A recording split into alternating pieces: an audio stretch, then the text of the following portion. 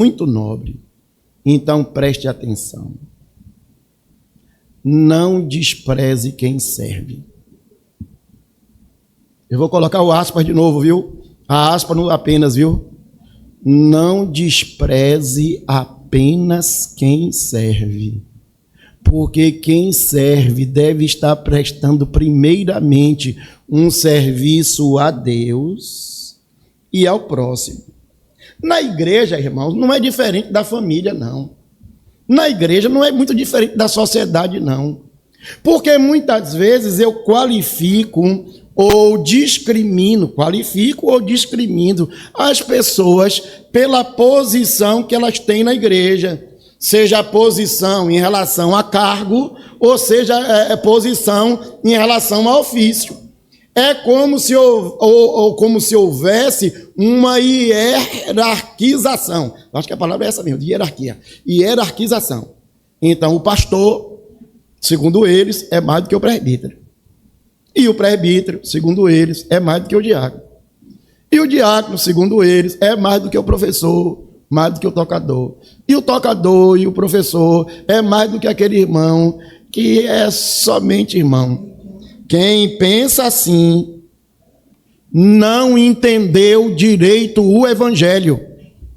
Porque Jesus deixa muito claro que apesar dos dons, apesar dos talentos, maior é aquele que serve.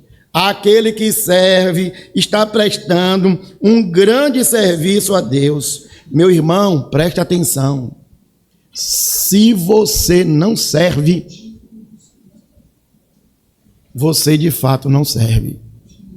Lá no mundo, as pessoas dizem assim: se você não vive para servir, você não serve para viver.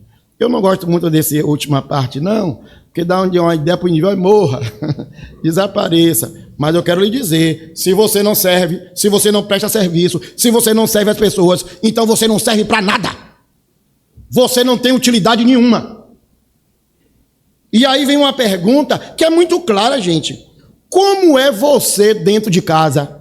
Nós não estamos falando de família e depois aplicando na igreja. Diante do que foi dito, como é você dentro de casa? Você é aquela pessoa que está disposta a servir aqueles que estão fora, mas não consegue servir dentro de casa? Tem gente assim, que é muito amigo do vizinho, muito amigo do outro vizinho, muito amigo do colega de trabalho, muito amigo de não sei quem, mas não consegue servir dentro de casa. Dona Jacira, nas queixas dela, Dona Jacira, minha mãe, quando quer falar mal de meu pai, e não fale mal de meu pai junto de mim não, viu? Jacira disse assim: teve uma época que seu pai, até o motor da geladeira de casa, ele tirou para emprestar. Imagine isso, Nestor pegar o motor da sua geladeira e dizer: não, eu vou emprestar para o vizinho.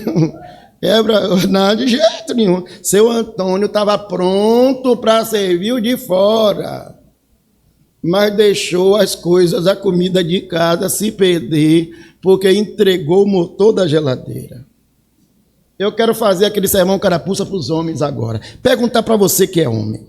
Você que é homem. Filho, marido, ou pai, ou os três juntos. Essa mensagem é para você, essa pergunta é para você.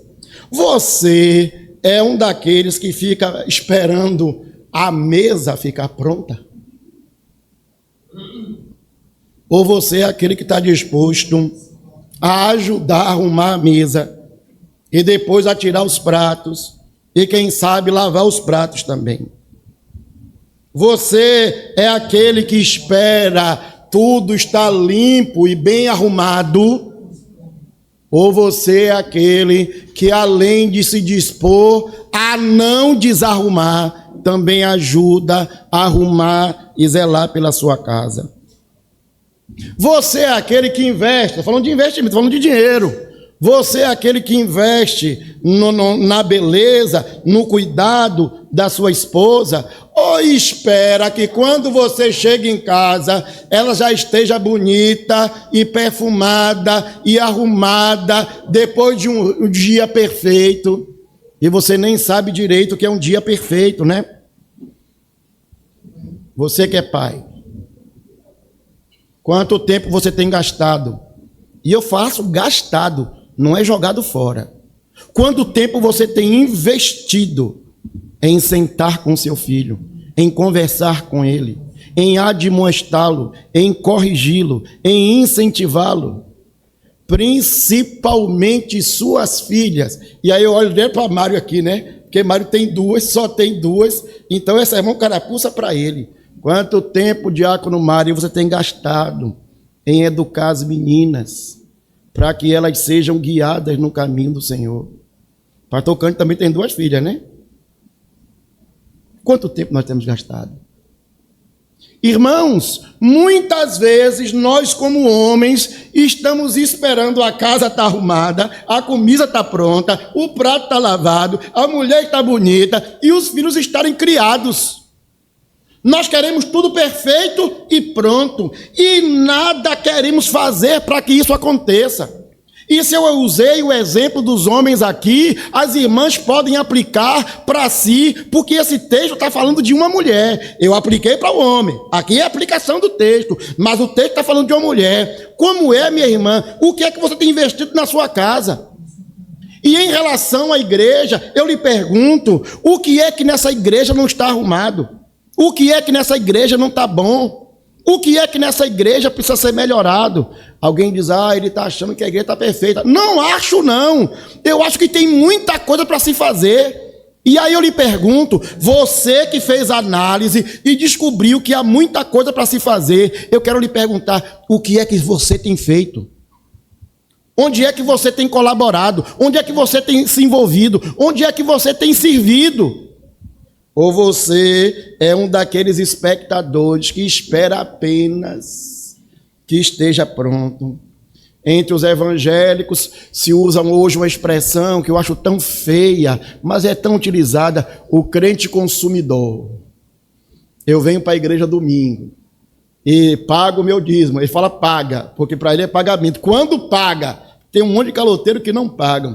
Eu pago o meu dízimo, por isso eu quero o melhor sermão. Quero a melhor música, quero o melhor instrumento. E quando acaba o culto, vou embora, porque eu quero pronto, eu quero acabado. Nós ainda não entendemos direito o que é família cristã. Como é que essa família lá de Betânia é um bom exemplo de família cristã? Vejam aí versículo 3. Versículo 3, todos juntos. Então, mais bonito, todos juntos. Então Maria, tomando uma libra de bálsamo de nardo puro, muito precioso, ungiu os pés de Jesus e enxugou com os seus cabelos. Encheu-se toda a casa com o perfume do Pai. Enquanto Marta servia, Maria era a irmã que adorava. Já parou para pensar nisso? Marta servia e ela estava servindo ao Senhor. Mas Maria tinha uma característica especial. Maria prestava o culto, Maria dava o louvor, Maria dava a adoração, Maria dava as ações de graças. E como eu repeti Maria, Maria, Maria, alguém pode estar achando que eu estou falando de Maria, a mãe de Jesus, e o texto não está falando disso, está falando de Maria, irmã de Marta, irmã de Lázaro, para depois ninguém dizer que eu virei católico, viu? Essa Maria aqui é outra. Então preste atenção. Eu gosto muito, Jonilson, de acompanhar a própria exposição do texto. Irmãos, não adianta, não faz sentido nós socorrermos os necessitados,